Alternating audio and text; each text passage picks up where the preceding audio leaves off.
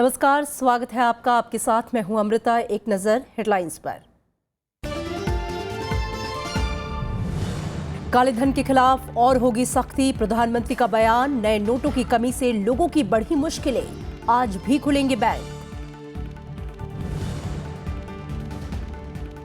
उद्योगपतियों को भारत में निवेश का न्योता, प्रधानमंत्री का छोटे और मझोले उद्योगों में साझेदारी बढ़ाने पर जोर। स्वदेश लौटे नरेंद्र मोदी।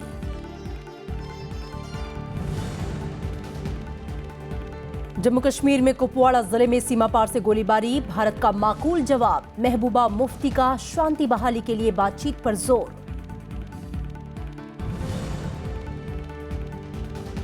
बलूचिस्तान में शाह नूरानी दरगाह में धमाका, 50 से ज्यादा की मौत, कई हताहत। आईएस ने ली हमले की जिम्मेदारी।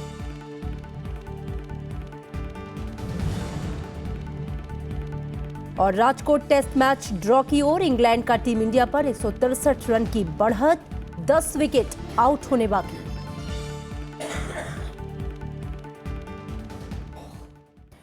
खबरें विस्तार से। बैंकों और डाकघरों के बाहर शनिवार को भी लंबी लंबी कतारें और अफरा तफरी का आलम रहा। तो एटीएम के बाहर कहीं लंबी लाइन तो कहीं कैश नहीं होने से लोगों को खासी परेशानी उठानी पड़ी। सरकार ने जल्द ही स्थिति सामान्य होने की उम्मीद जताई है। दिल्ली, मुंबई, कोलकाता समेत देश भर में एटीएम से पैसे निकालने वालों की भारी भीड़ दिखी। दूसरे दिन भी एटीएम की कमोबेश वही स्थिति रही। कहीं कैश नहीं तो कहीं लंबी लाइन ने लोगों को परेशान कर दिया। नोट बदलने वालों की लंबी कतारें बैंकों और डाकघरों के बाहर भी लगी रहीं। बेटे बीवी बच्चे अलग तंग कर रहे हैं, ग्राहक अलग तंग कर रहे हैं, नहीं लो तो लड़ने को आते हैं। और यहाँ पे 2000 का नोट दे रहे हैं जो कि कहीं टूट भी नहीं सकता। अभी जो फैसला लिया है वो तो अच्छा है, लेकिन पब्लिक को क्या तकलीफ है? पब्लिक को तो वो गरीब पब्लिक मर रही है। इसमें गरीब पब्लिक का है ना बहुत तकलीफ हो रही है। जो अमीर लोग हैं उनको तो घर बैठे काम हो रहा है। एटीएम और बैंकों के बाहर लंबी लाइनों से विदेशी सैलानियों को भी दो चार होना पड़ रहा है। वो यूरो यहीं चेंज करवा सकते हैं, लेकिन फोटोकॉपी करने के पासपोर्ट पैसा भी नहीं है। लखनऊ, पटना और रांची में सुबह से ही बैंकों, डाकघरों और एटीएम के बाहर लंबी लंबी कतारें लगी और अफरा तफरी की स्थिति रही। तो हैदराबाद और बेंगलुरु में भी लोग बैंकों और एटीएम के बाहर नकदी लेने के लिए कई घंटे लाइन में खड़े रहे। बहुत दिक्कतें हो रही है, इसकी कोई वर्णन करना अवर्णनीय है। इसका कोई विचार करना ही नहीं, बहुत परेशानी झेलनी पड़ी। इस बीच रांची के एक अस्पताल ने लोगों की परेशानी देखते हुए फ्री इलाज का ऐलान किया है। हमारा सबसे इम्पोर्टेंट थिंग है कि जान इम्पोर्टेंट है, पैसा इम्पोर्टेंट नहीं है। इसलिए मैंने ब्लड ट्रांसफ्यूजन से लेकर के सारा कुछ जो भी है, दवाई, इलाज, ऑपरेशन, सब कुछ फ्री कर दिया। देश में तकरीबन 2,20,000 एटीएम हैं, जिनके बाहर या तो लंबी लाइन लगी है या फिर एटीएम बंद पड़े हैं। और बैंकों की स्थिति भी 3 दिन में सुधरी नहीं है। दिल्ली से अनु दीवान और सोनू कुमार के साथ ब्यूरो रिपोर्ट, राज्यसभा टीवी। 500 और 1000 के नोट बंद करने की सरकार के फैसले पर विपक्षी दलों ने सवाल खड़े किए। दिल्ली के मुख्यमंत्री केजरीवाल ने आरोप लगाया कि बीजेपी और उनके दोस्तों को इसके बारे में पहले से ही जानकारी थी। कांग्रेस ने भी इसे जल्दबाजी में लिया गया फैसला बताया। वहीं प्रधानमंत्री ने काले धन के खिलाफ भविष्य में भी सख्त कदम उठाने का संकेत दिया है। प्रधानमंत्री नरेंद्र मोदी ने एक बार फिर काला धन रखने वालों को आगाह किया है। जापान के कोबे में भारतीय समुदाय को संबोधित करते हुए उन्होंने कहा कि देश में काला धन रखने वालों पर आगे भी कार्रवाई जारी रहेगी। ईमानदार लोगों की रक्षा करने के लिए मेरी सरकार सब कुछ करेगी और बेईमानों को तो हिसाब चुकता होके ही रहेगा। कि ये स्कीम पूरी होने के बाद दूसरा कुछ आपको ठिकाने लगाने के लिए नहीं आएगा, इसकी गारंटी नहीं है। इधर दिल्ली के मुख्यमंत्री अरविंद केजरीवाल ने आरोप लगाया है कि नोटबंदी के मामले में केंद्र सरकार ने एक बड़ा घोटाला किया है। उन्होंने दावा किया कि सरकार के कदम से काला धन तो नहीं आएगा, लेकिन बड़े स्तर पर काला बाजारी चल रही है। जो इनके अपने दोस्त थे, जो भारतीय जनता पार्टी के लोग थे, उनका सारा पैसा ठिकाने लगा दिया गया और इस देश के लोगों को अब तंग किया जा रहा है। जितना काला धन है उसका केवल रीडिस्ट्रीब्यूशन होगा, it will change hands. System के अंदर एक भी पैसा नहीं आने वाला। कांग्रेस ने भी कहा कि इस तरह के फैसले के पहले आम जनता को होने वाली परेशानियों के बारे में नहीं सोचा गया। क्या रहा है पिछले 3 दिन में? बैंकों में कतार है, आम आदमी लाचार है और मोदी जिम्मेदार है। पश्चिम बंगाल की मुख्यमंत्री ममता बनर्जी ने इसे काला राजनीतिक फैसला बताया है और तुरंत वापस लेने की मांग की है। ना जो बैंक को हम पुअर को दे दिया, कितना को दिया? देश में कितना बैंक है देखो, जिधर में बैंक ही नहीं है। मेरे स्टेट में 700 पंचायत एरिया है जिसमें बैंक ही नहीं है, तो कैसे बैंक का मार्फत पुअर को दे दिया? पूरा झूठा बात कहता है। वहीं बीजेपी ने इसे विपक्ष की बौखलाहट करार दिया। इस तरह के काले धन कारोबारी, काले धन के जो कुबेर है, उनमें जो है वह हताशा, निराशा और बौखलाहट है। और इस हताशा और निराशा और बौखलाहट का असर कहीं न कहीं कुछ लोगों पर भी देखा जा रहा है, कुछ राजनीतिक दलों पर भी देखा जा रहा है। केंद्र सरकार ने 8 नवंबर को 500 और 1000 के पुराने नोट बंद कर नए 500 और 2000 रुपए के नोट जारी किए हैं। केंद्र सरकार और बीजेपी जहां इस कदम को कालाधन और भ्रष्टाचार के खिलाफ बड़ा कदम बता रही है, वहीं विपक्ष इसे तानाशाही और बिना सोच समझ के लिया गया फैसला बता रहा है। अन्नू दीवान, राज्यसभा टीवी। केंद्रीय वित्त मंत्री अरुण जेटली ने नोटों की कमी से इनकार किया है। उन्होंने उम्मीद जताई कि अगले 3 हफ्ते में सभी एटीएम काम करने लगेंगे। उन्होंने कहा कि क्लीन मनी से अर्थव्यवस्था को मजबूती मिलेगी। वित्त मंत्री अरुण जेटली ने कहा है कि पुराने नोट बदलने की प्रक्रिया काफी बड़ी है। इसका मकसद क्लीन मनी है। उन्होंने भरोसा जताया कि अभी लोगों को परेशानी हो रही है, लेकिन आगे चलकर अर्थव्यवस्था को इसका फायदा मिलेगा। वित्त मंत्री ने कहा कि रिजर्व बैंक के पास कैश की कोई कमी नहीं है। अगले 2-3 हफ्ते में सभी एटीएम काम करने लगेंगे। क्योंकि बड़ी करेंसी रिप्लेस हुई है और बड़ी करेंसी जितनी रिप्लेस हुई है उतना बहुत पर्याप्त मात्रा में है। कुछ लोग चाहते हैं कि उनको छोटी करेंसी अधिक मिले, तो कहीं कहीं उसकी तकलीफ है। जो टेक्नोलॉजी एक्सपर्ट्स हैं उनका मानना है कि 2 सप्ताह के करीब अप्रॉक्सीमेटली, थोड़ा कमती बढ़ती भी हो सकता है, एटीएम्स के रिकैलिब्रेशन में लगता है। विपक्ष के आरोपों पर वित्त मंत्री ने कहा कि कुछ पार्टियों के बयान बेहद गैर जिम्मेदाराना हैं। अरविंद केजरीवाल के आरोपों पर जेटली ने कहा कि 7वें वेतन आयोग के एरियर की वजह से बैंकों में ट्रांजैक्शन बढ़ा है। उन्होंने कहा कि काले धन को सोने या दूसरे तरीके से ठिकाने लगाने वालों पर नजर रखी जा रही है। सरकार ये कभी स्वीकार नहीं करेगी कि करेंसी में या बुलियन में गैर कानूनी रूप से कोई ट्रांजैक्शंस हो, और निश्चित रूप से उस पर नजर रहेगी। इससे पहले शनिवार को वित्त मंत्री अरुण जेटली ने आरबीआई और बैंकों के अधिकारियों के साथ बैठक की। इसमें नए नोटों की आपूर्ति के लिए उठाए जा रहे कदमों की समीक्षा की गई। वित्त मंत्री ने जानकारी दी कि पिछले 2 दिनों में सभी बैंकों में 2 से 2.5 लाख करोड़ रुपए की रकम जमा की गई है। Bureau report, Rajya Sabha TV. Punjab police ने मानसा के पास सरदुलगढ़ इलाके में 1 करोड़ रुपए की नकद रकम जब्त की है। शनिवार को पुलिस ने 2 लोगों के पास से ये रकम बरामद की। सभी नोट 500 रुपए के थे। पुलिस के मुताबिक गुप्त सूचना के आधार पर की गई कार्रवाई में पुलिस ने एक एसयूवी वाहन को पकड़ा, जिसमें 500 रुपए के नोटों के बंडल बरामद हुए। पुलिस के मुताबिक ये रकम बठिंडा से हरियाणा के फतेहाबाद ले जाई जा रही थी। पकड़ा गया आरोपी फतेहाबाद में कमीशन एजेंट का काम करता है। आयकर विभाग को इसकी जानकारी दे दी गई है। उत्तरी कश्मीर के कुपवाड़ा जिले के केरन सेक्टर में नियंत्रण रेखा पर संघर्ष विराम उल्लंघन में सेना का एक जवान शहीद हो गया। भारत की तरफ से भी इसका माकूल जवाब दिया जा रहा है। इस बीच जम्मू कश्मीर की मुख्यमंत्री महबूबा मुफ्ती ने हालात से निपटने के लिए वार्ता और विचार विमर्श पर जोर दिया। जम्मू कश्मीर के कुपवाड़ा जिले के केरन सेक्टर में बीती रात से गोलीबारी जारी है। पाकिस्तान की तरफ से सैन्य चौकियों और रिहायशी इलाकों को निशाना बनाकर ये गोलीबारी की जा रही है।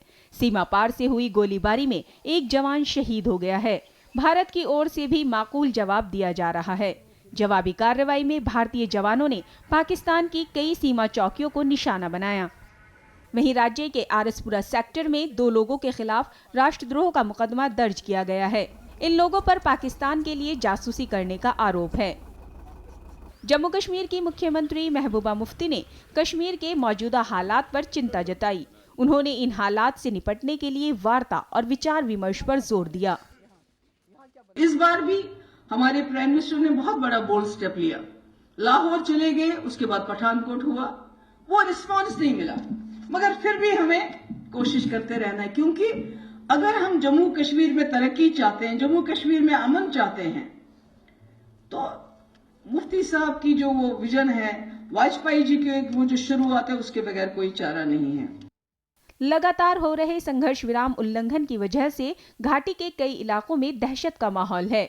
भारतीय सेना की तरफ से पाकिस्तान में किए गए सर्जिकल स्ट्राइक के बाद से पाकिस्तानी सेना भारतीय चौकियों और रिहायशी इलाकों को 100 से ज्यादा बार निशाना बना चुकी है। Bureau report, Rajya Sabha TV.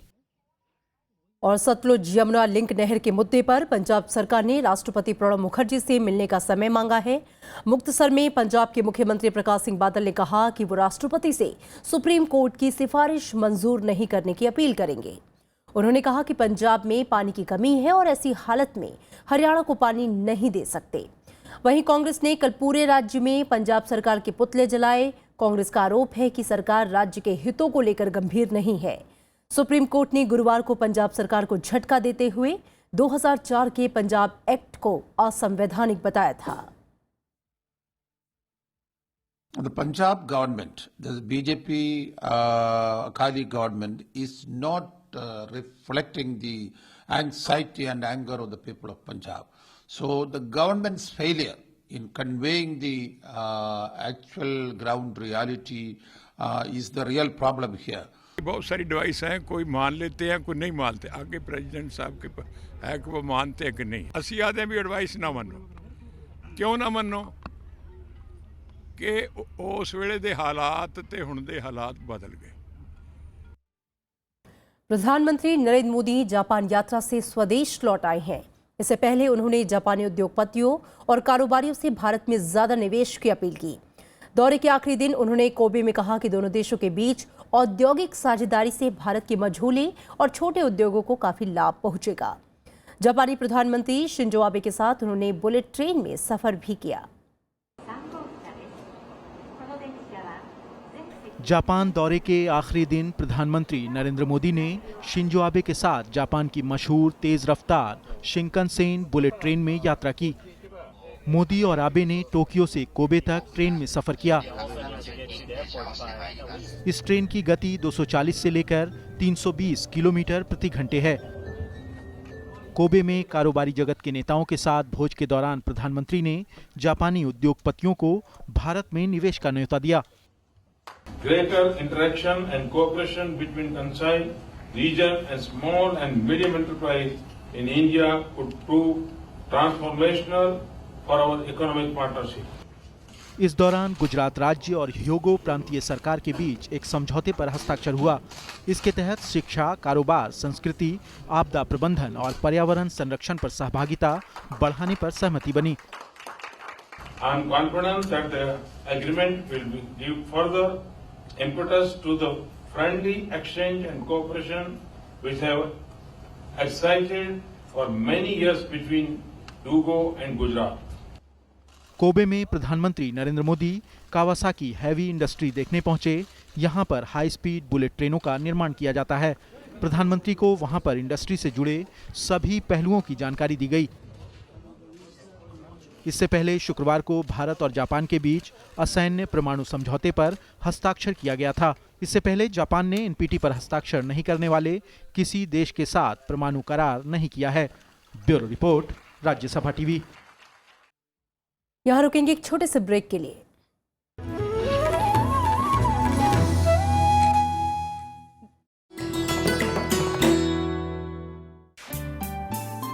Sarojini Naidu स्वतंत्रता सेनानी, कवयित्री और वक्ता, कांग्रेस की अध्यक्ष निर्वाचित होने वाली पहली भारतीय महिला सरोजनी ने 13 साल की उम्र में रची थी पहली कविता।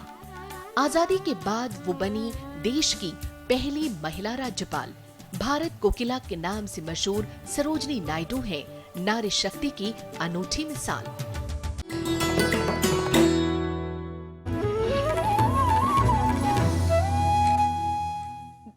ब्रेक के बाद स्वागत है आपका। बिहार के रोहतास जिले में एक पत्रकार की अज्ञात अपराधियों ने गोली मारकर हत्या कर दी। घटना उस समय हुई जब पत्रकार सड़क किनारे दुकान में चाय पी रहे थे। बीजेपी और एलजेपी ने कानून व्यवस्था पर सवाल उठाए हैं, तो जेडीयू और कांग्रेस ने राज्य सरकार का बचाव किया है। बिहार के रोहतास जिले में शनिवार सुबह दैनिक भास्कर के पत्रकार धर्मेंद्र सिंह की गोली मारकर हत्या कर दी गई। वारदात अंजाम देने के बाद हमलावर मौके से फरार हो गए। हत्या के पीछे अवैध खनन माफिया का हाथ होने की आशंका जताई जा रही है। चाय पीने आए थे रोड पे, उसी समय एक कांड हुआ है। वो तीन गो था। कौन चीज था? वो बाइक से होगा। अब भाग गया तो हम लोग देखे, थोड़े खाली आके गिरे तो हम लेके भागे यहाँ। इस मामले पर सियासत भी शुरू हो गई है। बीजेपी और एलजेपी ने कानून व्यवस्था को लेकर राज्य सरकार की आलोचना की है। बिल्कुल, यहाँ जो है जंगल राज से भी बदतर राज है। नीतीश कुमार जी, निश्चय यात्रा को बंद कीजिए और बिहार की जनता की सुरक्षा की चिंता कीजिए, जहां पत्रकार, व्यापारी, चिकित्सक सभी लोग भय के वातावरण में जी रहे हैं। वहीं जेडीयू और कांग्रेस ने राज्य सरकार का बचाव करते हुए दोषियों पर जल्द कड़ी कार्रवाई की बात कही है। जो भी पत्रकार की हत्या में इन्वॉल्व है, उसे हम 4 गुने और तेजी से पकड़ेंगे और 4 गुने ज्यादा स्पीडी ट्रायल करवाएंगे, क्योंकि हमारा स्पष्ट मानना है कि पत्रकार पे हमला सरकार पे हमला होता है। भारतीय जनता पार्टी को आरोप लगाने के सिवा और आता क्या है? क्या बीजेपी शासित राज्यों में पत्रकारों की हत्या नहीं हुई है क्या? हाल के दिनों में राज्य में पत्रकार की हत्या का ये दूसरा मामला है। इससे पहले सीवान जिले में राजदेव रंजन नामक एक पत्रकार की हत्या कर दी गई थी। Bureau report, Rajya Sabha TV. Cancer के खतरे को दूर करने के लिए बेहतर स्वास्थ्य सुविधाओं के साथ मरीजों को भावनात्मक सहारा भी जरूरी है। एनजीओ कैन सपोर्ट की 20वीं वर्षगांठ के मौके पर उपराष्ट्रपति मोहम्मद हामिद अंसारी ने ये बातें कहीं। उन्होंने स्वास्थ्य की उपेक्षा से अर्थव्यवस्था पर पड़ने वाले असर को लेकर भी आगाह किया। उपराष्ट्रपति मोहम्मद हामिद अंसारी का कहना है कि बढ़ती आबादी के बीच स्वास्थ्य की उपेक्षा का अर्थव्यवस्था पर नकारात्मक असर पड़ेगा। उपराष्ट्रपति ने कैंसर के लिए काम करने वाले एनजीओ कैन सपोर्ट की 20वीं वर्षगांठ समारोह को संबोधित किया। उन्होंने कहा कि देश में हर बरस 1300 से ज्यादा लोगों की मौत कैंसर से हो रही है। उपराष्ट्रपति ने शुरुआती स्तर पर कैंसर का पता लगाने के लिए बुनियादी स्वास्थ्य सुविधाएं बढ़ाने पर जोर दिया। Neglect of health care will have a negative impact on our economy combined with rising population. For us, health is an issue of national security, but nobody talks about it. We cannot protect the sovereignty of the nation or ensure sustainable development unless we have a healthy population. Cancer की समस्या से निपटने के लिए उपराष्ट्रपति ने इलाज पर ज्यादा खर्च की हिमायत की। साथ ही कैंसर मरीजों को भावनात्मक समर्थन की भी बात कही। Responding to palliative care needs of cancer patients requires not only the medical and nursing needs of the person affected, but also the patient's emotional and spiritual distress and support for the caregivers. उपराष्ट्रपति का कहना है कि रोग पर बढ़ता खर्च गरीबी बढ़ाने में सहायक है। इसे रोकने के लिए सरकारी संसाधनों का बेहतर आवंटन जरूरी है। मोहम्मद फतेह टीपू, राज्यसभा टीवी। बच्चों के लिए संयुक्त राष्ट्र की एजेंसी यूनिसेफ ने कहा है कि दिल्ली के वायु प्रदूषण से समूचे विश्व को सचेत होने की जरूरत है। संगठन ने कहा कि अगर जल प्रदूषण की रोकथाम के प्रभावकारी उपाय नहीं किए गए तो लोगों के दैनिक जीवन पर बुरा असर पड़ेगा। वायु प्रदूषण खतरनाक स्तर पर पहुंच गया है। संगठन ने बयान जारी कर कहा कि दिल्ली में 44 लाख से ज्यादा बच्चे प्रदूषण की वजह से स्कूल नहीं जा पाए। एजेंसी ने कहा कि प्रदूषण का ये स्तर सिर्फ दिल्ली ही नहीं बल्कि दुनिया भर के कई शहरों के लिए खतरे की घंटी है। बच्चे जिन घातक बीमारियों का सामना कर रहे हैं उनका सबसे बड़ा कारण वायु प्रदूषण है। बीते एक साल में London, Beijing, Mexico city, Los Angeles और मनीला में वायु प्रदूषण का स्तर अंतर्राष्ट्रीय दिशा निर्देशों की सीमा पार कर गया है। यूनिसेफ ने हाल ही में कहा कि दुनिया के 30 करोड़ बच्चे ऐसे इलाकों में रहते हैं जहां वायु प्रदूषण का सबसे जहरीला स्तर है। संगठन का मानना है कि तमाम देशों को वायु प्रदूषण के स्रोतों में कटौती करने के लिए बड़े कदम उठाने चाहिए। और पाकिस्तान के बलूचिस्तान में बम धमाके में 52 लोगों की मौत हो गई जबकि 100 से ज्यादा घायल हो गए हैं। मरने वालों में महिलाएं और बच्चे भी शामिल हैं। आतंकी संगठन आईएस ने इस हमले की जिम्मेदारी ली है। राष्ट्रपति ममनून हुसैन और प्रधानमंत्री नवाज शरीफ ने हमले की कड़ी निंदा की। शनिवार देर रात पाकिस्तान का बलूचिस्तान प्रांत बम धमाके से दहल गया। दरगाह शाह नूरानी पर हुए आत्मघाती बम धमाके में 52 लोगों की मौत हो गई, जबकि सैकड़ों घायल हो गए। मरने वालों में महिलाएं और बच्चे भी शामिल हैं। लोगों में अभी भी अफरा तफरी का माहौल है। लोग अपनों की तलाश में इधर उधर भटक रहे हैं। ये हमारा भाई था, हम लोग बड़े परेशान हैं। ये हम चाहते हैं कि हुकूमत हमारी मदद करे। अब ये जो वहाँ जा रहे हैं नूरानी पे भी हमारे 2 बंदे गए हुए हैं, मगर वहाँ से कुछ पता नहीं चल रहा बंदों का। धमाका उस वक्त किया गया जब दरगाह में बड़ी तादाद में जायरीन मौजूद थे। आतंकी संगठन इस्लामिक स्टेट ने इस हमले की जिम्मेदारी ली है। राष्ट्रपति ममनून हुसैन और प्रधानमंत्री नवाज शरीफ ने हमले की कड़ी निंदा की है। उन्होंने राहत कामों में तेजी लाने और बेहतर इलाज मुहैया कराने के आदेश दिए हैं। बलूचिस्तान में चरमपंथी पहले भी दरगाहों को निशाना बना चुके हैं। बम विस्फोट की अगस्त के बाद से ये तीसरी बड़ी घटना है। Bureau report, Rajya Sabha TV. Afghanistan में अमेरिका के सबसे बड़े सैन्य अड्डे पर हमले की जिम्मेदारी तालिबान ने ली है। शनिवार सुबह हुए इस हमले में 4 लोगों की मौत हो गई, जबकि 14 लोग जख्मी हुए। हमला उत्तरी काबुल के कड़ी सुरक्षा वाले बगराम एयरफील्ड में हुआ। परवान प्रांत के प्रवक्ता वहीद सिद्दीकी के मुताबिक आत्मघाती हमलावर ने सैन्य अड्डे के अंदर घुसकर खुद को बम से उड़ा लिया। पिछले साल दिसंबर में भी आतंकियों ने अमेरिकी सैन्य अड्डे पर हमला किया था, जिसमें अमेरिका के 6 सैनिकों की मौत हो गई थी। अमेरिका में लोग अभी भी डोनाल्ड ट्रंप की जीत का विरोध कर रहे हैं। हजारों की संख्या में लोग ट्रंप के खिलाफ नारे लगा रहे हैं। कुछ जगहों पर प्रदर्शन के दौरान हिंसा भी दर्ज किया गया। प्रदर्शनकारियों ने समलैंगिकों के अधिकार जैसे मुद्दों पर ट्रंप की नीतियों पर सवाल उठाया है। विरोध करने वालों में ज्यादातर युवा शामिल हैं।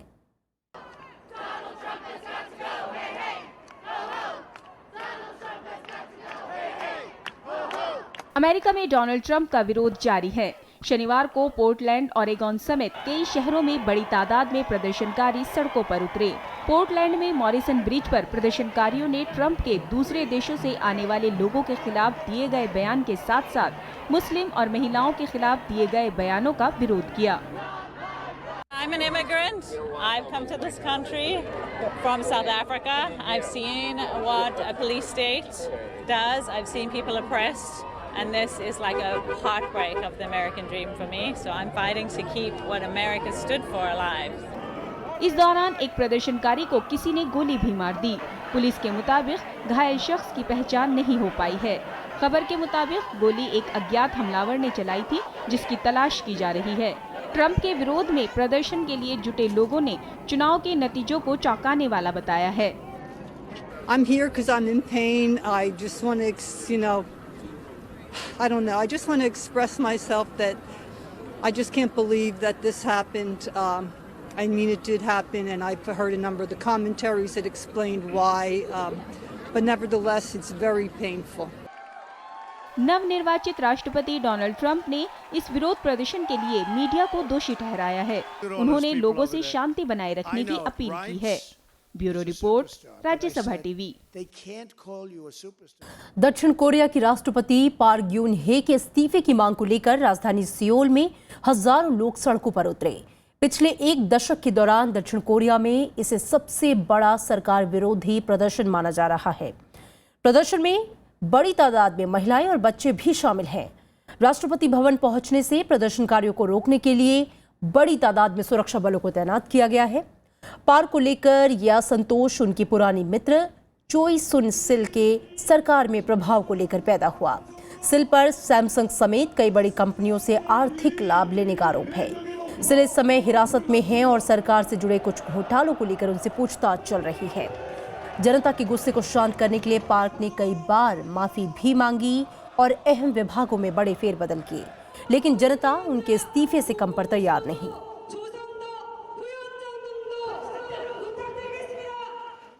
और अब खेल की खबर। Rajkot cricket test match draw की ओर है। मैच का आज 5वां और आखिरी दिन है। इससे पहले चौथे दिन इंग्लैंड ने दूसरी पारी में ठोस शुरुआत की।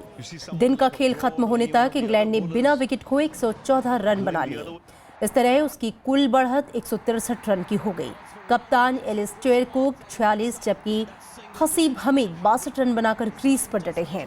इससे पहले कल के स्कोर 4 विकेट पर 319 रन से आगे खेलते हुए भारत की पहली पारी 488 रन पर सिमट गई। टीम इंडिया की ओर से आर अश्विन ने 70 रन बनाए जबकि रिद्धिमान साहा ने 35 रन का योगदान दिया। वहीं इंग्लैंड की ओर से लेग स्पिनर आदिल रशीद ने 4 विकेट लिए।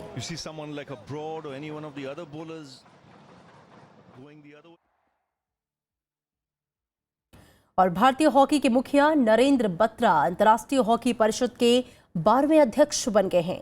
वो न सिर्फ पहले भारतीय हैं जिन्होंने अंतर्राष्ट्रीय हॉकी परिषद की गद्दी पर कब्जा जमाया, बल्कि पहले गैर यूरोपीय भी हैं जिन्हें इस पद पर पहुंचने का गौरव हासिल हुआ। दुबई में हुए चुनाव में बत्रा को सबसे ज्यादा 68 वोट मिले जबकि आयरलैंड के डेविड वॉलविर्नी को 29 और ऑस्ट्रेलिया के केन रीड को 13 वोट मिले। माना यह जा रहा है कि एशियन हॉकी फेडरेशन का उम्मीदवार होने की वजह से उन्हें एशियाई, अफ्रीकी और मध्य अमेरिकी देशों में से ज्यादातर का समर्थन मिला।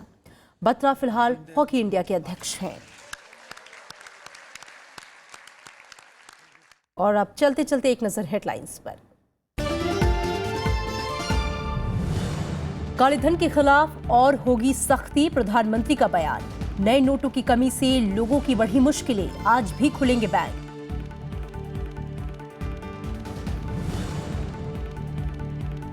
जापानी उद्योगपतियों को भारत में निवेश का न्योता, प्रधानमंत्री का छोटे और मझोले उद्योगों में साझेदारी बढ़ाने पर जोर, स्वदेश लौटे नरेंद्र मोदी।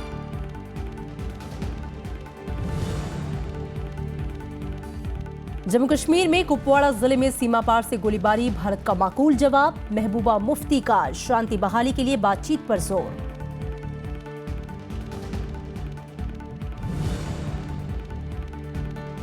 बलूचिस्तान में शाह नूरानी दरगाह में धमाका, 50 से ज्यादा की मौत, कई हताहत, आईएस ने ली हमले की जिम्मेदारी।